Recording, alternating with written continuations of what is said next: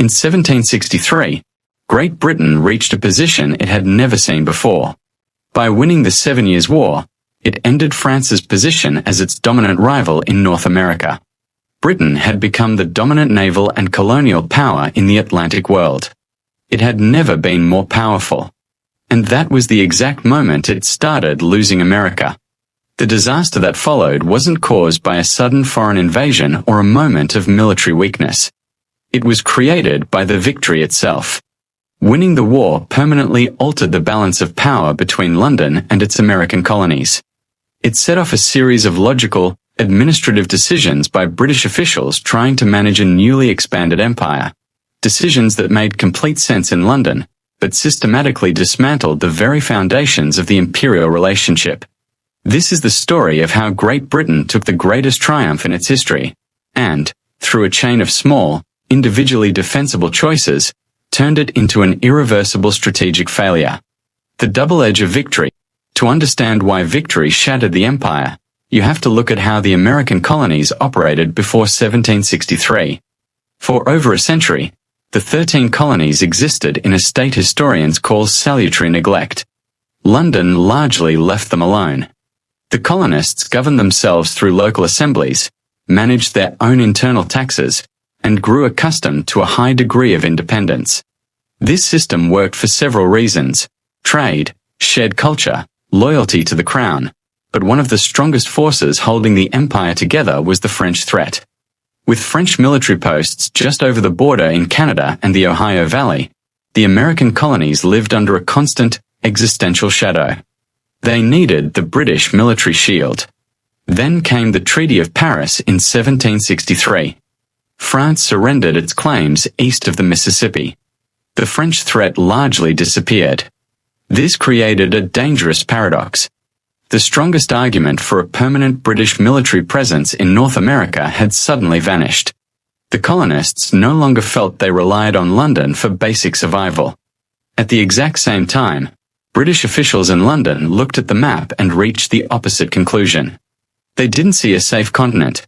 They saw a massive, chaotic new territory that required tighter control, a standing army, and an organized imperial administration. The victory didn't just end a war. It placed London and the colonies on a collision course over a fundamental question. What was the empire actually for? Decision 1. The paradox of the new border. New strategy begins, and slowly alters perceptions on the ground. In London, Prime Minister George Grenville faced a daunting reality. Britain had spent enormous resources defending and expanding its North American empire, and the war had nearly doubled the national debt. Managing the vast new western frontier was projected to cost hundreds of thousands of pounds a year. Grenville's logic was straightforward. The new border still required troops to manage relationships with Native American tribes, like those involved in Pontiac's War. It seemed entirely reasonable that the colonies should contribute a small fraction toward the cost of their own ongoing security. So, Parliament began enforcing trade regulations, passing the Sugar Act of 1764, and introducing the Stamp Act of 1765. This wasn't an attempt to punish America. From London's perspective, it was a modern administrative reform, a way to make a newly victorious empire efficient, secure, and financially sustainable. But in America, the psychological shift caused by the victory changed how these acts were received.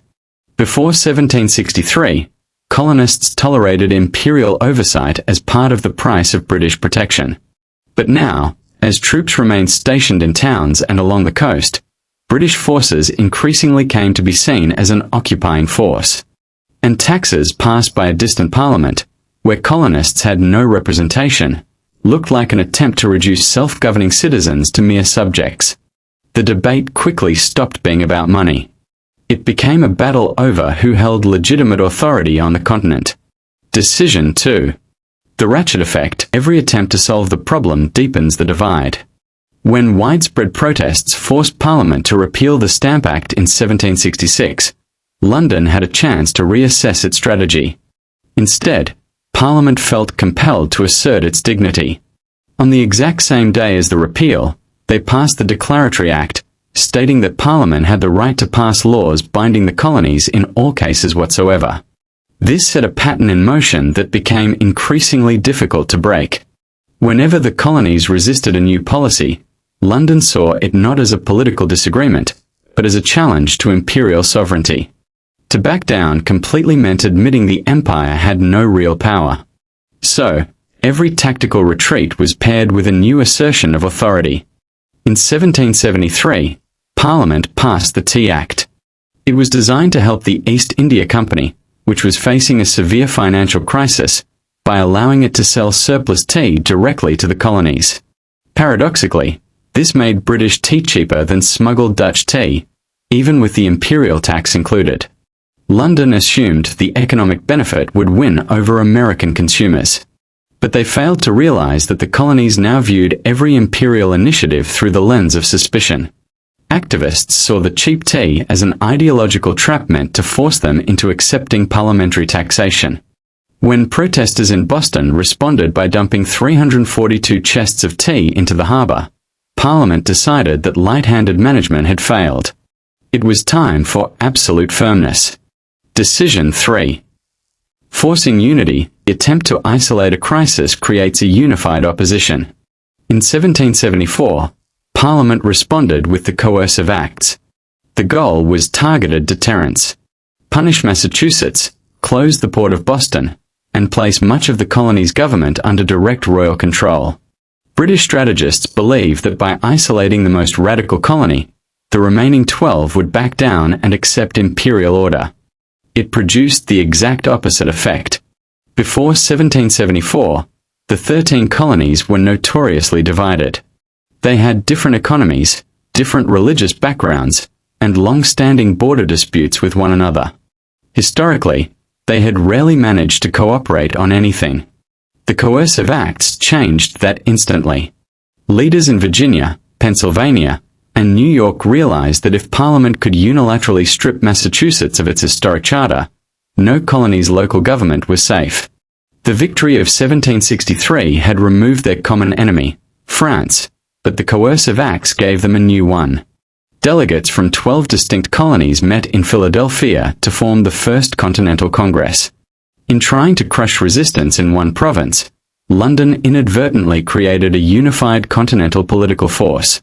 The unintended revolution, an armed conflict, broke out in 1775. It was the culmination of a decade where every decision made by both sides seemed logically necessary from their own perspective, yet utterly destructive to the empire as a whole. Britain's leaders didn't set out to destroy their relationship with North America. They set out to manage a massive debt and govern a newly expanded territory. The colonists didn't begin with a grand blueprint for independence. They began by defending the self-governance they had exercised for generations under the old imperial system. By removing France from North America, Britain broke the bargain that had held the empire together, while simultaneously creating the financial and administrative pressures that drove them apart. Britain's victory in the 7 Years' War created the exact conditions that made a constitutional crisis increasingly difficult to avoid. Small causes. Massive consequences.